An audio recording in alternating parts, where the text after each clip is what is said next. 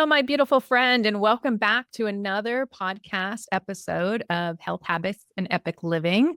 Love helping you feel epic in your life. And today's special guest is going to help us do that even more. So today I have the guest of Dr. Kelly McCann, and let me tell you a little bit about her.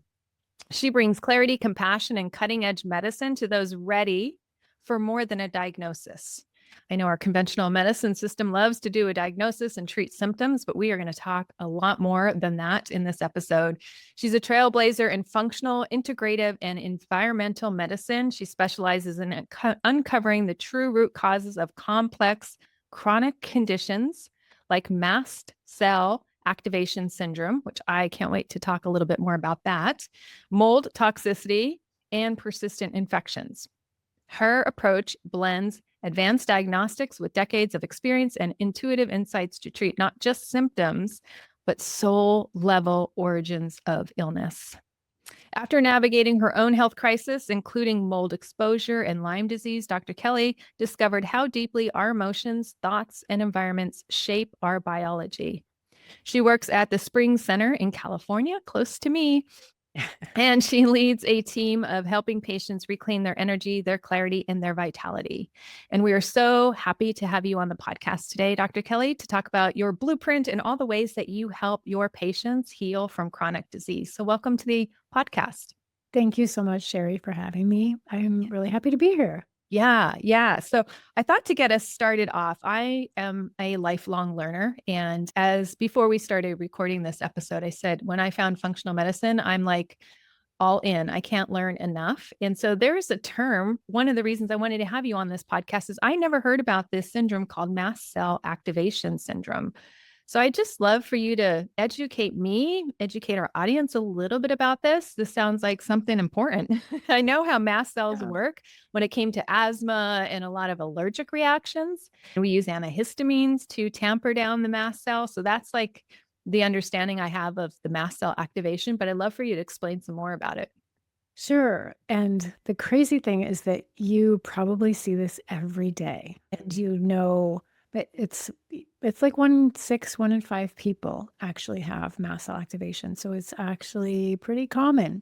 Let me explain a little bit for your listeners what a mast cell is. Mast cell is a cell that's born in the bone marrow. So it's related to our red blood cells and our white blood cells. But it has a different job. And its job is actually to move to the areas of interface between ourselves and the outside world. So they line the mucous membranes and our respiratory tract, our gastrointestinal tract. They're in our bladder, skin, vagina, and then they tend to cluster around our nerves and our blood vessels because their job is to seek out and identify if there's a foreign invader. And if they do see a foreign invader, they sound the alarm so that the rest of the immune system can come in and do whatever needs to be done to deal with that threat, whether that's a bacteria, a virus, a fungus, mold, environmental chemical, things like that. And these are part of our normal cells, and we want them to be able to do that job. But in some people, what happens is they get trigger happy. And so they start perceiving threats where they might not really be a threat, like a certain food, for example, could cause a release of all these mediators. We call that degranulation. So the mast cells degranulate, they send out all their inflammatory mediators, calling other white blood cells and other parts of our immune system to the area to deal with that threat. And as a result, people start to have not only allergic symptoms, but they can have lots of inflammatory symptoms. They can even have like overgrowth symptoms because some of the mediators, excuse me, in the mast cells are enzymes and growth factors. And so they have all different sorts of activities and responses. And the other thing that's really interesting is that all of your mast cells and the mediators that your mast cells contain are different from mine. And not only that, the mast cells that are in your sinuses are different from the mast cells that are in your gastrointestinal tract that might be around the blood vessels in your heart. And so the symptoms are so varied that no mast cell patient looks exactly the same. However, the commonalities are that people have multiple systems involved and multiple symptoms, and they look allergic or inflammatory, or in some cases, like they make lots of cysts, so it's lots of growth. And usually they're in one person, you'll have many systems involved. So that's mast cells and mast cell activation syndrome. And the medical literature before COVID told us that it was about 17% of the population that had mast cell activation. And I'd say with the event of COVID, that it's probably more like 20% or even higher, 25%, although they haven't done the statistical data again. And I'd say in my complex chronic illness patient population, it's even higher than that. Wow. And what are some of the symptoms that you were saying? So I know you said inflammation and you said these allergic type of reactions. So more granularly, what would a patient be complaining of? So they could have allergy symptoms. So itchy eyes, runny nose, sinus congestion, nasal congestion. People can have mouth burning, tongue burning. They can have a lot of GI complaints. It's very common to have gastrointestinal complaints, anywhere from nausea, vomiting, reflux, bloating, gas, diarrhea, constipation, heartburn. They can have cardiac symptoms, palpitations. We see a lot of dysautonomias with mast cell activation. So people who can't regulate their temperature, they have POTS or postural orthostatic tachycardic syndrome with high heart rates and low blood pressures. They might have fatigue. They might have muscle aches and pains. They can have joint pains. They can have interstitial cystitis or bladder issues. Many women can have uncomfortable menstrual periods. We can also get brain inflammation. And so all of your anxiety, depression, kind of psychiatric symptoms can come into play as well. Any part of the body that can be inflamed can be involved. And I think the difference between somebody who has allergies and somebody who has mast cell activation is going to be that there are multiple other symptoms involved. Neurological symptoms, tingling, brain fog. I can go on and on and on and on and on. And I think it's like, if you recognize, a decent number of those symptoms in the body, and they're not restricted to just one or two symptoms. So if you just had GI symptoms and maybe some rashes, that might be allergies or histamine intolerance. But if you have brain fog and fatigue and palpitations and all sorts of GI symptoms, as well as interstitial cystitis and joint pain, then you might more likely have mast cell activation syndrome. Wow. Wow. Well, thank you for educating me on that term. As you're going through those symptoms, it can look a lot like many other conditions, It right? does, yeah. And so it would be hard for somebody with all those symptoms to know truly who to see and what's going on for them. So it's great to be aware that this is, a diagnosis that potentially maybe even missed by conventional medicine, I'd imagine, because if I've not heard about it in my training, this sounds like something more specific, maybe in that functional medicine, integrative medicine realm to getting to the root cause. Yes. And a couple of things about that too. So many people, if there is an allergic component, might end up in an allergist's office. Yes. But in terms of diagnosis, the way that I would say functional doctors like to think about it, there's what we call consensus one, which typically is the traditional allergist, maybe even the ENTs, but mostly allergists, and then what we would call consensus two. And so consensus one doctors have a very, very strict set of criteria for diagnosing mast cell activation. Essentially, everything hinges on a blood test called tryptase. And what they say in terms of their diagnosis is you have to have a elevation of the tryptase of 20% plus 2 or something crazy like that over your baseline tryptase when you're in a flare. Okay. But I just listed out hundreds of symptoms and you're going to hang your hat on a single blood test? It's a little crazy making and gaslighting for many, many patients. So tryptase measures the number of mast cells in the body. We're talking about an activation syndrome, not a numbers problem, right? So if somebody has an elevated tryptase level, they may have mast cell activation. They could have mastocytosis, which is a cancer. Of course, the tryptase levels are very high. They could have a condition called hereditary alpha tryptosemia, which is where they have more copies of the gene that makes the tryptase. But in actuality, there's so many other mediators that we can look for and symptoms that are associated with it. So consensus 2 doctors really look at the patient and the whole picture. This is really the functional lens because we want to help people. We want to identify what's going on, what's dysfunctional, and help bring them back into balance. And so a consensus 2 doctor would be somebody like Dr. Lawrence Afrin, Dr.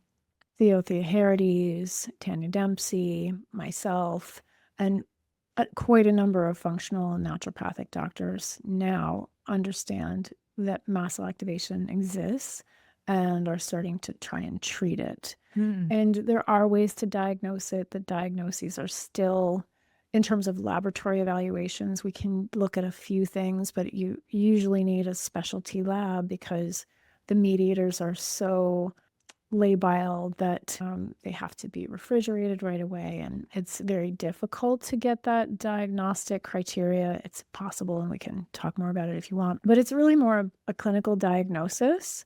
And then we use the laboratories and potential biopsies to support that diagnosis so that we can actually start to get people feeling better, because most of these people feel terrible. Yeah. Yeah. From the list of symptoms, it sounds like so. So let's step out. Let's take broader picture. We're talking about, let's say, just the average person who says, I think I'm doing everything right. I'm being healthy. I'm eating all the right ways. I'm following the guidelines. I have good blood pressure. Like, what do you feel is missing for those patients? Or why do you feel they are still sick? They are not optimized in their energy. They're not optimizing in their health, but they feel like they're doing all the right things. What would you say to that person? I think there's a variety of different things that could potentially be going on. And one of the biggest things is that we're all exposed to environmental toxins on a regular basis. And the numbers of chemicals in the environment has just skyrocketed over the past 50 years. When we look at pictures of people on the beach in Southern California in the 1970s, there's no one that's overweight. When we look at the beach today, many people are overweight, and it is not just the foods that we're eating and the food-like products that we're eating. And it's not about body positive. It's about the fact that many of the environmental chemicals that we're exposed to ubiquitously are obesogens, diabesogens. They are driving endocrine disruption, immune system dysfunction. They're causing mast cell activation. They're causing fatigue. They are dysregulating our mitochondria. They are wrecking our hormones. And it doesn't get enough airplay, and it doesn't get enough acknowledgement. And conventional medicine doesn't have a clue. They think if you aren't acutely poisoned by something, it doesn't matter. Well, they also think that food doesn't matter. We know that's ridiculous, but Yes, for sure. For sure. And even what's in our food. And like you said, food like substances, which is a lot of what's in a grocery store nowadays, are food like substances with all the chemicals. Where do you think a lot of the toxins come from in our environment? Would you say you have a top 3 list that you work with patients and like, let's clean this up, let's clean this up? Like, where are most of that particulate matter getting in or clogging our systems? yeah, it's a good question. So you always got to start with food, right? So making sure that we're eating, and for those people who are already doing that, fantastic, keep doing that. Organic matters. It absolutely matters. The packaging matters. So not only are you choosing organic, but paying attention to the packaging. If everything is wrapped in plastic, that plastic, the phthalates, the bisphenols, which are both huge endocrine and immune system dysregulators, are in your food.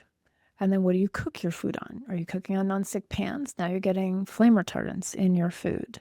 Are you filtering your water? If you're not filtering your water, you're getting all sorts of chemicals in your water. Even though the water is palatable, or potable, whatever the word is, according to public health standards, it doesn't mean it is free from chemicals. And then our personal care products. So many personal care products are filled with phthalates and parabens, fragrances, and these are, again, are endocrine disruptors, immune disruptors. Some of them are neurotoxins. I just have to interject here, Dr. Yeah. Kelly, because when I learned that there were these parabens and all these ingredients, right, in our personal care products, I'm thinking if I'm spending a lot at a store, right? I won't name the store I get a lot of my cosmetics from, but it's considered a high end. They're pricey products, they're good names, right? And you turn it around or you go to look it up, and it was astonishing to It's me. horrifying. Yes, like these large department store names that I was just amazed. I was just amazed. And, I didn't clean up everything in just a full swoop because that would be hundreds and hundreds of dollars. Sure. Right. But little by little, I started when something emptied or there was a little bit left. And I'm like, I'll just throw it out and replace it with something clean. And even the products that say they're clean and maybe not the right brand or, the bunny ears, or let's just say go through all the hoops, but they have it in a magazine article where they're claimed to be clean. I always like to do my own research just to make sure those ingredients aren't in there. And I really want to say the stuff that you put on your skin gets absorbed. It is the largest organ. So I love that you said these personal care products because we think we're doing all the right things, eating healthy, filtering our water, but a lot of it could be coming from our personal care products. So please continue. I didn't mean to interrupt, but I just thought that was an Yeah. important point. No, it is a very important point. And, as women, think about it. How many personal care products you use every day before you walk out of your house? Use shampoo, use conditioner, use soap, use, cleanser, all sorts of makeup, body lotions, skin lotions. Perfume. Oh my God, please throw out your perfume. It is so Yes. toxic. It is toxic to everyone and it is causing brain fog. It's terrible for you. It's a neurotoxin. Oh my God, I hate I hate fragrance. So that's a big thing. And you're totally right. You have to do your best, right? Get rid of things, do some research. Now I have colleagues who feel that there's nothing good out there and it's all crap. And even if you're using Environmental Working Group and what's the other one? The other app. Yucca. Yucca. If you're using Yucca, it's not perfect. Yes, it's not perfect. Sometimes the first ingredient is water. Are they filtering the water? Of course they're not filtering the water, but it's better than, all of the chemicals as far as I'm concerned. And there's always more that we can learn and we can upgrade. The other place that we are most poisoned is our homes. And here's why. The building materials that we use in conventional commercial building are toxic. The foams, the glues, the flame retardants, that's all filled with a ton of chemicals. And then, not to mention, our houses are filled with plastic. Lots of different kinds of plastic. We've got plastic toys and our, stereo systems, our computer systems, our electronic systems. And that plastic breaks down and it breaks down into our dust. And so we are constantly inhaling all sorts of plastic. So not only are we ingesting it when we eat, we're inhaling it. Plastic is a huge issue. What do? Filter the air. And we dust. We have to dust and vacuum on a regular basis to keep the level of dust down in the home. Don't wear your shoes in the house. Take them off. If you're walking around, you're walking on pesticides and people using glyphosate and heavy metals and, lots of other chemicals. You march those into your house and you walk all over your carpet. Now it's in your carpet and it's going to be in your air. So that's a lot of different things to think about. And that gets absolutely overwhelming. I think when I first started studying with Dr. Walter Crinian, I had an existential crisis that year because it's so overwhelming. But my encouragement is just know there are so many things that you can do on a regular basis that if you feel like you're doing everything, you're not quite done yet. And if you're not feeling well, then there's more that can be done. hmm And I think it's important when we are exposed to these things, not let perfection be the enemy of good, right? Just Okay. for doing better, being educated, taking those steps like you mentioned.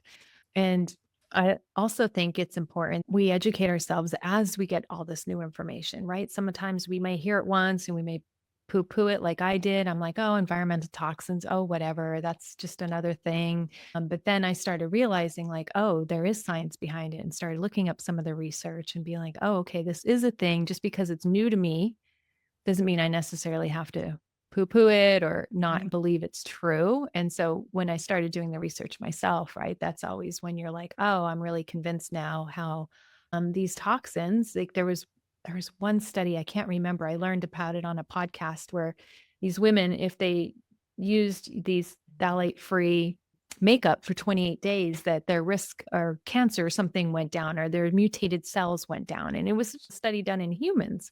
So I just was like, wow. And that came out last year. If I find the study, I'll put it in the show notes. But just realize that this information is coming out more and more. And I think getting knowledgeable about it is important. So even though we're doing good, I think it's also important to realize, okay, we're not going to be perfect and we're going Right. to be ingesting these plastics or we're going to be ingesting some pollution. I think it's really important now more than ever. And this was something I didn't feel strongly about in the past. And I've recently changed my mind on it is like detoxifying, right? Having detox processes, like getting this stuff and this gook that make it trapped in our system, like pulling it out. Is this something that you work on with patients? Is really helping our bodies detoxify so we can move this stuff out? I mean, this podcast started as a drink less lifestyle podcast, right? Because I was really adamant about like me reducing my alcohol intake and getting this toxin under control. Mhm. So now that I realize, oh, there's other toxins out there, not just alcohol, right? And how do we want to detoxify our body is important. And like bowel movements is a way to detoxify. Absolutely. Yeah, I gotta poop. No, that's phase 3 detoxification. So phase 1 in the liver oftentimes makes the environmental chemicals worse, right? And then we have to do phase 2, and we need a variety of different nutrients and supplements, amino acids, glutathione to do that. And then, yeah, you gotta poop because if it doesn't come out, it's a problem. Avoidance is really the most important thing. And then there's a lot of things that you can do on a more regular basis to help with the detoxification. Pooping on a regular basis, magnesium if you need it to poop on a regular basis, drinking enough water and hydrating, super important. Alkalinizing the body by choosing lots of green vegetables and not eating too much sugar and processed foods is going to help with the detoxification of some of those persistent organic pollutants.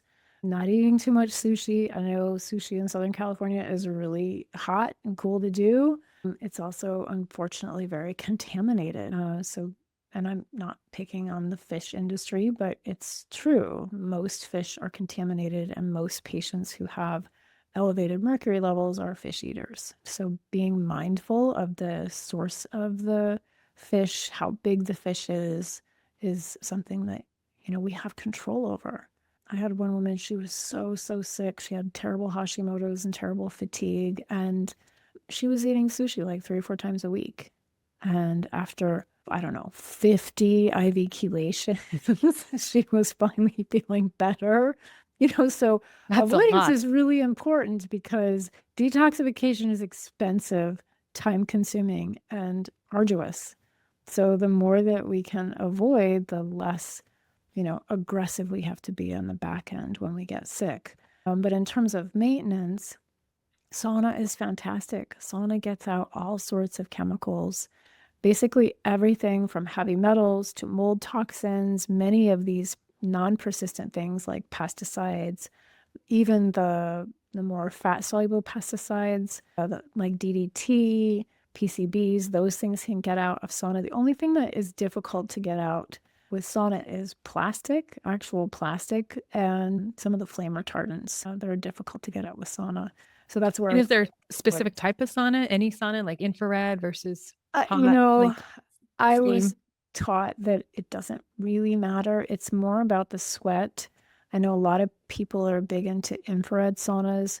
I don't actually think it penetrates nearly as deep as the near infrared. And there's some fantastic studies out of the Scandinavian countries looking at sauna and longevity, brain health and brain function. So getting the toxins out through sauna, no matter how you have the sauna available, would be helpful. Yeah. Yeah. Now I'd like to pivot and talk about emotions because I feel when people go through a difficult time, whether you call it a little T or a big T trauma, or, it could be a nasty fight, right? Or something that really dysregulates us emotionally. Do you feel that that has an impact on the body? And when you do heal those emotions or heal whatever the person has gone through, that they come out healthier on the other side? Absolutely. I have to start with a couple foundational things that people may or may not agree with. Like, I believe in a soul and a spirit, and that life is a lesson. Like, life is school, and we're here to learn and to evolve and to grow. And we come in with a certain objective of our life and certain things that we hope to accomplish in terms of personal growth, evolution, development, whatever that is for each individual. And so energetically, we have things that we believe about ourselves. We have things where we might have certain weaknesses or strengths energetically. And our beliefs about ourselves, how we feel about ourselves, all of those perceptions matter. So for some people who have boundary issues, for example, that really have a hard time saying, this is my stuff, this is somebody else's stuff, and their boundaries are porous, fluid, body, I think, has a really hard time navigating that energetically. And that translates into a difficult immune system or immune system compromise, such that the immune system boundaries are fluid and not clear, right? So we have this energy blueprint that is our tapestry of our life and what we're going to learn. And then that translates into a physical thing that then makes us more susceptible or less susceptible to environmental chemicals, to mold exposure, to infections, that then challenge us to hopefully learn the lessons that we were here to learn. Mm, mm.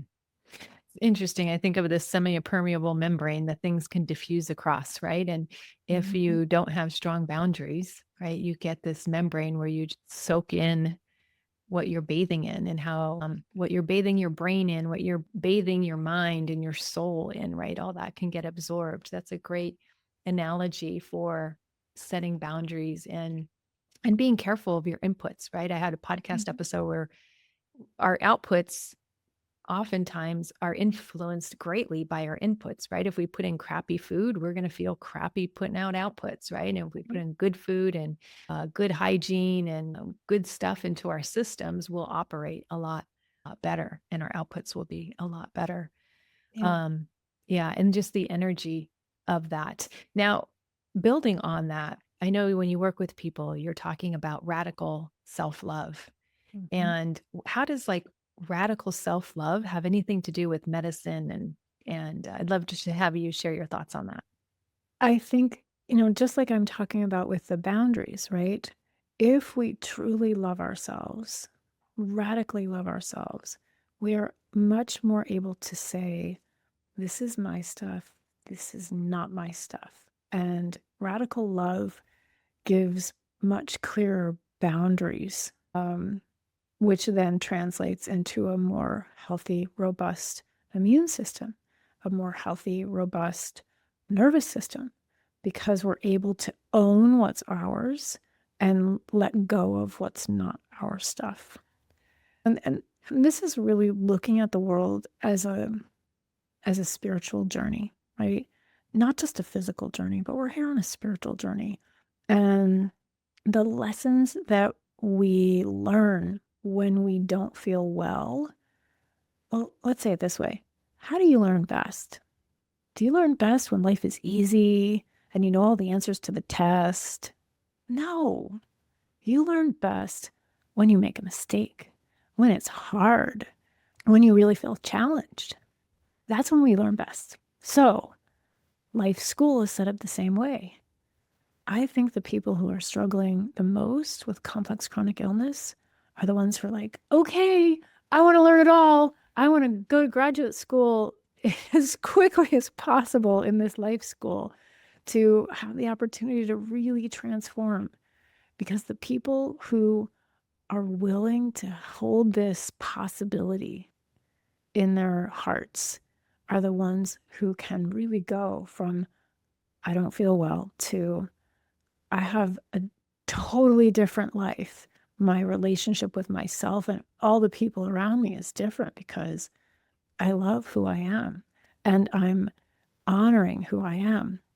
You know, when we don't honor who we are, we get depressed. If you can't show who you really are, that's depressing.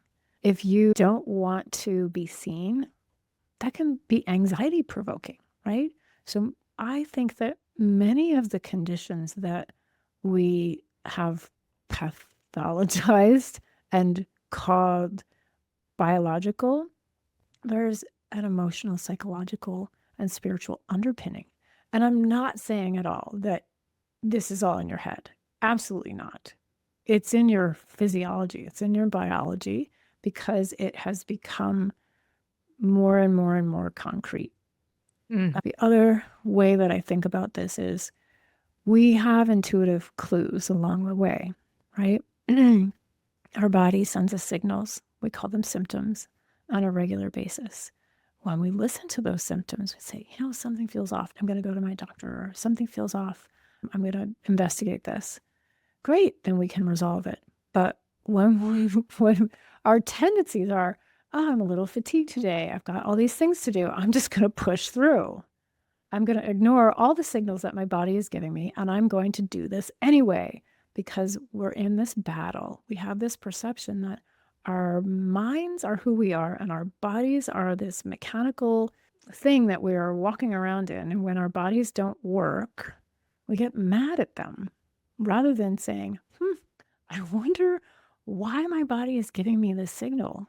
And should I be listening a little bit differently? Yeah.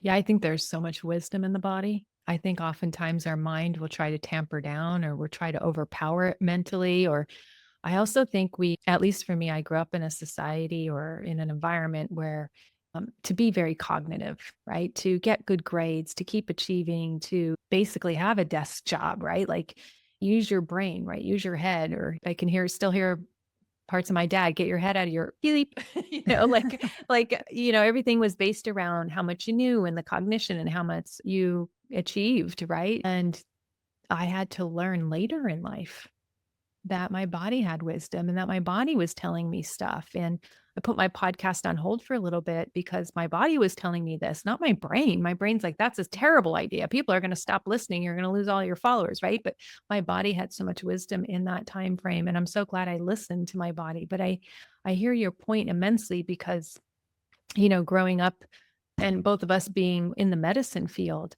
that might not be something that people are used to hearing, right? Or from a physician or pharmacist, is that there is so much wisdom and intuitive knowledge from the body. And the body does send up signals. And I like how you called those signals symptoms, right? It's like you have knee pain, your knee is saying like something is not right here. Right. Can you stop and listen to me or have somebody look at me, right, to understand what is going on there? Yeah. Yeah. Yeah.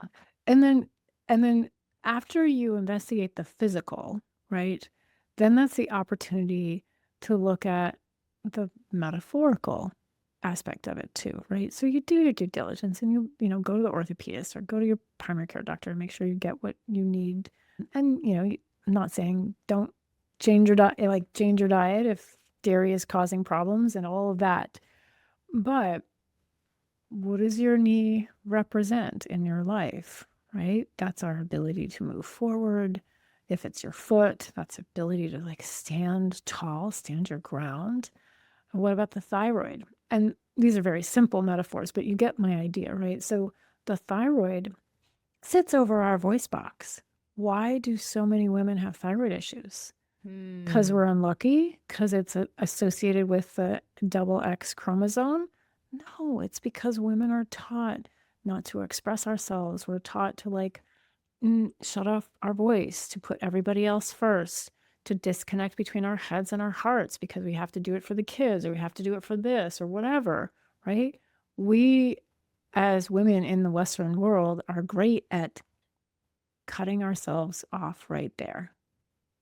Is it that big of a mystery that energetically it starts out here and then physically it becomes more concrete as a thyroid problem or a thyroid cancer, God forbid, or losing our voice box? I mean, there are lots of metaphors out there. There's Louise Hay, there's traditional Chinese medicine and meridians and acupuncture, understandings of different organs in the body that have been around for thousands of years. There's the chakra system, which also brings a lot of interesting metaphors to the conversation. And then, it might be unique. There might be something that each person has an opportunity to learn. Absolutely. So much energy healing. And now, the psychedelic space is even opening up more of that energy and transformation and healing that I've been seeing in the news a lot and hearing on podcasts as well. So much out there. Well, Dr. Kelly, thank you so much for coming on the podcast and sharing your wisdom with my listeners. And if my listeners want to work with you or see you, I know you have a practice here in Southern California. Can you tell them how to find you and where to look for you? Yes, I am at the Spring Center. It's www.thespringcenter.com or Dr. Kelly, DrKelly, McCann.com. Either place will eventually get you to the clinic.